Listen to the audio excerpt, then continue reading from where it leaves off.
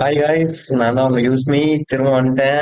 So நிறைய பேர் கேட்டிருந்தீங்க இல்லையா, அந்த ப்ரூஃப் காட்டுங்க ப்ரோ, எவ்வளோ ஏர்ன் பண்ணிருக்கீங்க அப்படின்னு சொல்லிட்டு அந்த ப்ரூஃப் காட்ட சொல்லி சில பேர் கேட்டிருந்தாங்க. ஸோ அந்த ப்ரூஃபான வீடியோ தான் இது. சரிங்களா? ஸோ கண்ணாடி போடாம தான் நல்லா இருக்கு. பட் இருந்தாலும் கண்ணாடி போட்டா நல்லா இல்ல. கண்ணு முக்கியம் இல்லையா? உங்களுக்காண்டியே தேடி தேடி அலைச்சு நிறைய வெப்சைட்லாம் தேடுறாங்கல்ல, கண்ணு முக்கியம் இல்லையா? காசு இருந்தா போதும், எல்லாமே வந்துடும். ஓகேங்களா?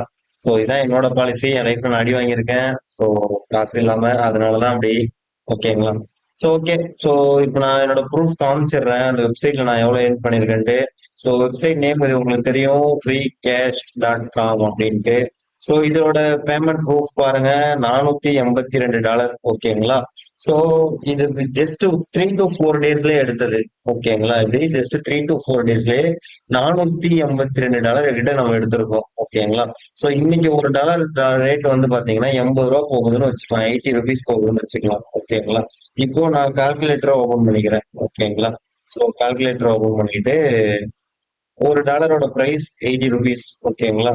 அப்படின்ட்டு இப்ப நான் 400 சில்லற டாலர் என் பண்ணிருக்கேன். 400ன்னு அப்ராக்சிமேட்லியா போட்டுக்கிறேன், ஏன்னா டாக்ஸ் எல்லாம் போவாங்க. ஓகேங்களா?